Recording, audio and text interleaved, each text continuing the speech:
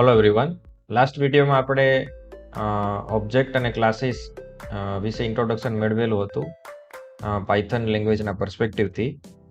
અહીંયા જે કોડ છે એ આપણે રન કરેલો હતો, જેમાં 2 સ્ટુડન્ટના ડેટામાંથી એના ફર્સ્ટ નેમ આપણે પ્રિન્ટ કરતા હતા, પરંતુ પ્રિન્ટ કરવાની મેથડ ક્લાસીસ અને ઓબ્જેક્ટની હતી. ઓકે, તો આનું એક ક્વિક રિવિઝન કરી લઈએ. આપણી પાસે એક ક્લાસ હતો કે જે સ્ટુડન્ટ રિલેટેડ ડેટા માટે બનાવેલો હતો. That is why we have named it student.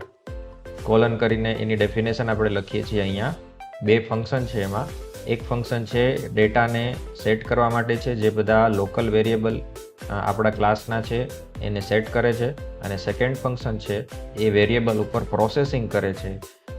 First name અને લાસ્ટ નેમ સેપરેટલી આપણને આપેલા હતા, તો એને કમ્બાઈન કરીને આખું ફૂલ નેમ સ્ક્રીન પર પ્રિન્ટ કરે છે. ઓકે, બધા વેરિયેબલની આગળ સેલ્ફ લખેલું છે, તો એ ક્લાસના લોકલ સ્કોપને દર્શાવે છે. જે ઓબ્જેક્ટ જે છે આપણા, ઓકે, ક્લાસને જ્યાં ઉપયોગ કરીએ છીએ, વેરિયેબલ એના બનાવીએ છીએ, તો એને ઓબ્જેક્ટ કહેવામાં આવે છે. તો S1 અને S2 જે ઓબ્જેક્ટ્સ છે એના રેફરન્સને આપણે ક્લાસની ડેફિનેશનની અંદર સેલ્ફ તરીકે ઓળખીએ છીએ. ઓકે, સેલ્ફ એટલે આ ક્લાસના પોતાના વેરિયેબલ, એવી રીતે એને ઓળખી શકાય. જો આપણે સમજવું હોય તો ઇઝીલી સેલ્ફને એ રીતે સમજી શકાય કે અહીંયાના વેરિયેબલ પોતાના વેરિયેબલ અને આ બધા બહારના વેરિયેબલ. ઓકે, તો લોકલ વેરિયેબલ્સ જે છે એને સેટ કરવામાં આવે છે.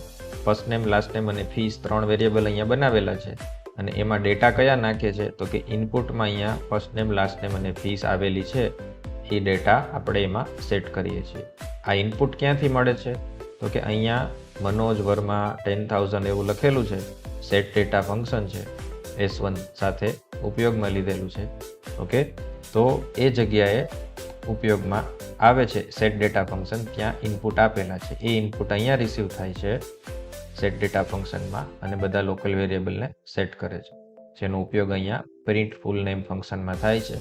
પ્રિન્ટ ફૂલ નેમમાં એક સિમ્પલ પ્રિન્ટ ફંક્શન છે, જેમાં ફર્સ્ટ નેમ અને લાસ્ટ નેમ કોમા સાથે મૂક્યા છે, તો સ્પેસ એમાં વચ્ચે બાય ડિફોલ્ટ ઓટોમેટિક આવી જશે અને આખા નામ પ્રિન્ટ થાય છે, જે અહીંયા આપણે જોઈ શકીએ છીએ, મનોજ વર્મા અને અભય શર્મા. તો અહીંયા મેઇન પ્રોગ્રામમાં જોઈએ તો સૌથી પહેલાં 2 વેરિયેબલ ડિક્લેર કરેલા છે, પણ એના પ્રકાર જે છે ઇન્ટીજર કે સ્ટ્રિંગ કે એવું કંઈ નથી. એમાં સ્ટુડન્ટ લખેલું છે, સ્ટુડન્ટ અને બ્રેકેટ કરેલા છે, તો એ આની કોપી બનાવશે. ઓકે, હવે એમાં ડેટા સેટ કરવા માટે સેટ ડેટા ફંક્શન બનાવેલું છે.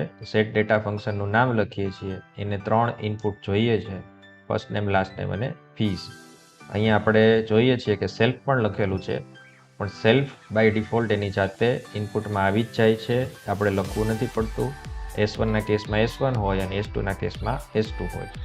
ઓકે, તો એનું નામ અહીંયા લોકલી આપણે શું રાખ્યું તો કે સેલ્ફ રાખ્યું છે.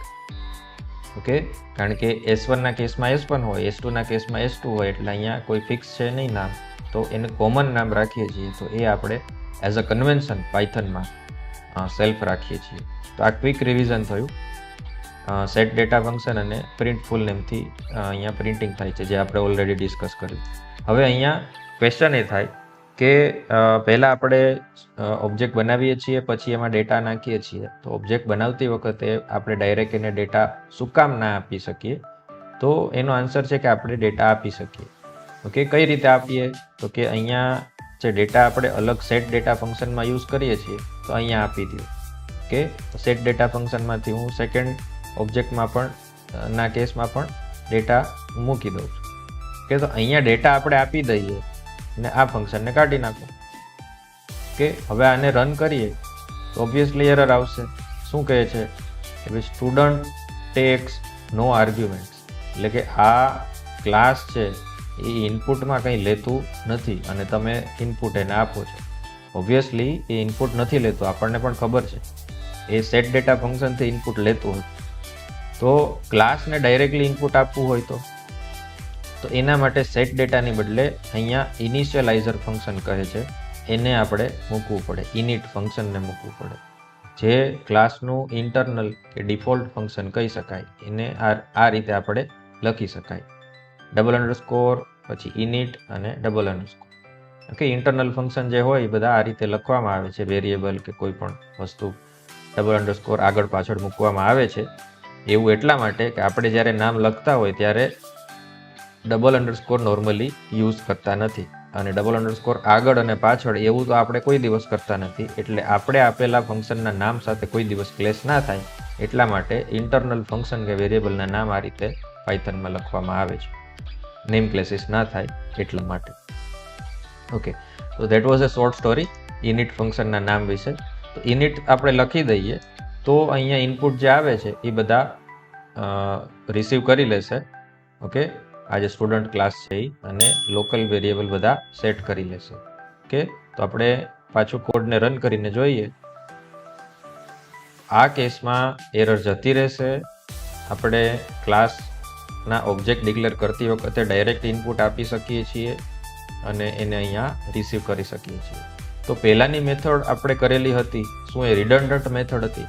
તો કે ના, તમારે નક્કી નથી કેટલા ઇનપુટ આપવાના છે, તો પછી એક સેટ ડેટા ફંક્શન કે મલ્ટિપલ સેટ ડેટા ફંક્શન તમે રાખી શકો. ઓકે, તો પહેલાં ફક્ત ઓબ્જેક્ટ ડિક્લેર કરો સિમ્પલ 2 બ્રેકેટથી. ઓકે, આ રીતે, અને પછી સેટ ડેટા ફંક્શનથી જેટલો ડેટા સેટ કરવો એટલો કરો. ઓકે, ખૂબ જ કોમ્પ્લિકેટેડ કોઈ ટાસ્ક થતું હોય તો એમાં ઇનપુટ શરૂઆતમાં ના પણ આવતા હોય તો ત્યારે પણ ફક્ત ઓબ્જેક્ટ બનાવવાના હોય. ઓકે, દર વખતે ડેટા રેડી ના હોય, ડેટા લેટર ઓન પણ એને આપી શકાય. તો એવા કેસમાં ફક્ત ઓબ્જેક્ટ પહેલાં ડિક્લેર થાય, લેટર ઓન એને ડેટા આપવામાં આવે, પછી એની પર પ્રોસેસિંગ પણ થાય. પણ આ મેથડ જો તમારી પાસે ડેટા હોય તો લખવા માટેની લાઇન્સ જે છે એ રિડ્યુસ કરી નાખે છે. પેલામાં 2 લાઇન્સ લખવી પડે ક્રિએશન અને ડેટા આપવા માટે, અહીંયા 1 લાઇનમાં કામ થઈ જાય. તો ડેટા રેડી છે તો આ મેથડ સારી છે. કન્સ્ટ્રક્ટર ફંક્શન કહેવાય આને. ઓકે, કારણ કે એ તમને ઓબ્જેક્ટ કન્સ્ટ્રક્ટ કરવામાં એટલે કે બનાવવામાં હેલ્પ કરે છે. That is why constructor function. તો એ કેસમાં આ સારું, અને જ્યારે ડેટા લેટર ઓન આવે છે તો એના માટે પહેલી મેથડ આપણે યુઝ કરેલી હતી કે જેમાં વધારે લાઇન્સ લખવી પડે છે, એ કેસમાં એ સારું.